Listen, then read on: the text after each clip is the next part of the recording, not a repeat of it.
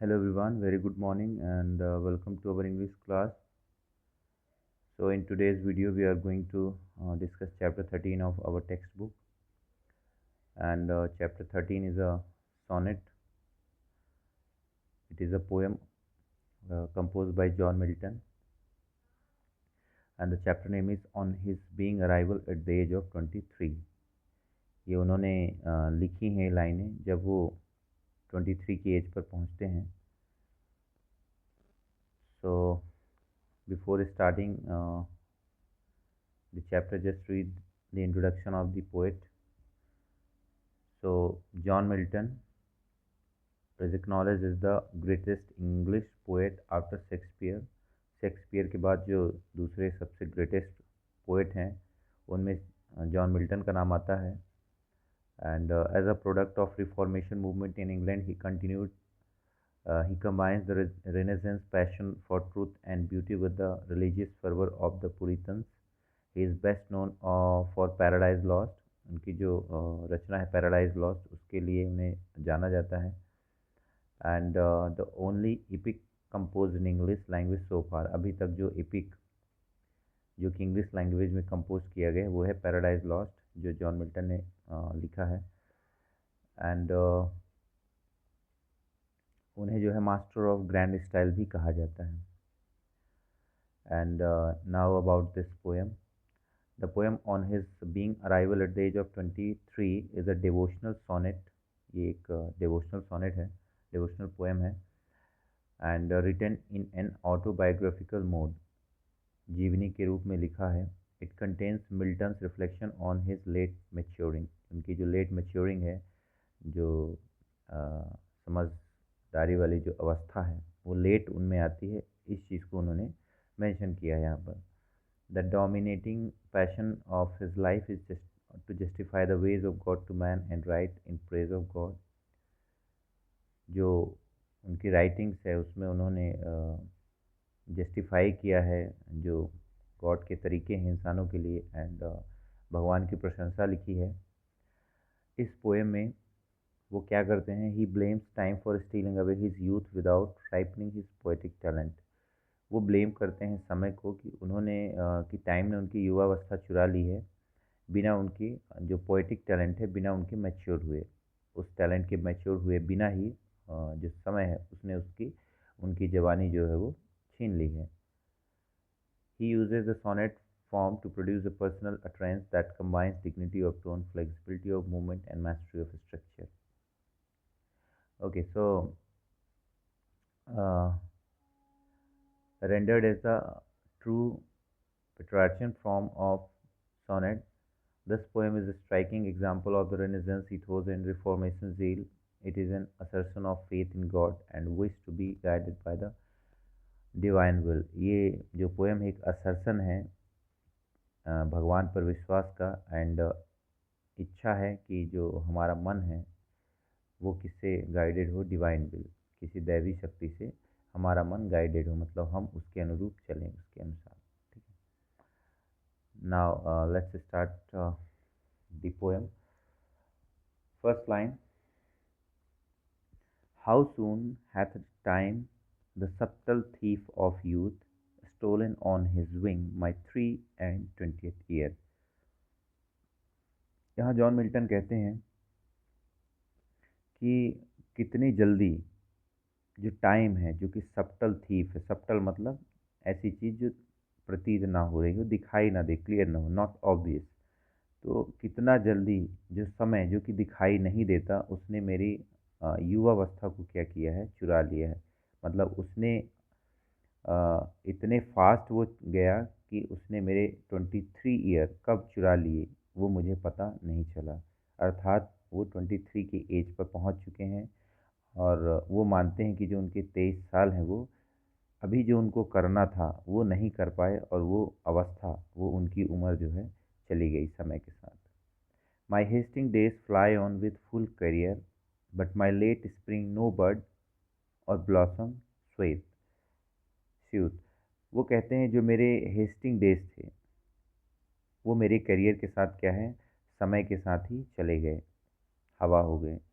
ठीक है. Hasting days मतलब जल्दी वाले दिन, वो जो है और मेरा कैरियर वो पूरा जो है निकल गया।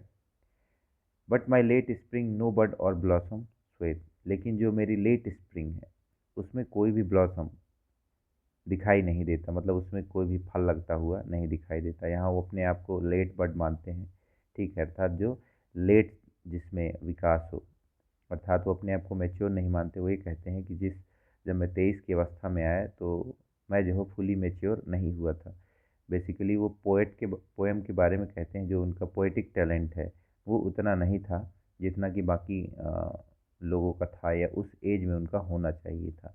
वो चीज़ वो पोएट्री में भी नहीं सीख पाए थे। ठीक है, एक्चुअली ये जब उन्होंने लिखी थी तो वो खुद भी कॉलेज स्टूडेंट थे शायद कैम्ब्रिज यूनिवर्सिटी में। तो उस टाइम पर वो पोइट्री पर भी वर्क करते थे, इसलिए उन्होंने कहा है कि जो मेरा ये टैलेंट है वो उसमें कोई अभी इम्प्रूवमेंट नहीं दिख रहा, उस लेवल पर मैं नहीं पहुंचा जहां मुझे होना चाहिए था। Perhaps my semblance might deceive the truth that I to manhood am arrived so near. शायद जो मेरा सेम्बलेंस है, मतलब अपीयरेंस, जो चेहरे का रंग रूप है, वो शायद सच्चाई को छिपा भी ले। डिसीव मतलब चीट करना या धोखा देना या किसी चीज़ को छुपा लेना। तो जो मेरा अपीयरेंस है हो सकता है वो सच को छुपा ले, अर्थात मुझे देखकर किसी को ये ना लगे कि मेरे जो इतने साल हैं वो चले गए, और ये चीज़ ना पता चले कि मैं जो है मैनहुड पर आ चुका हूँ, मतलब अब मैं एक पुरुष हो गया हूँ, मेरी जो युवावस्था की एज थी वो अब निकल चुकी है।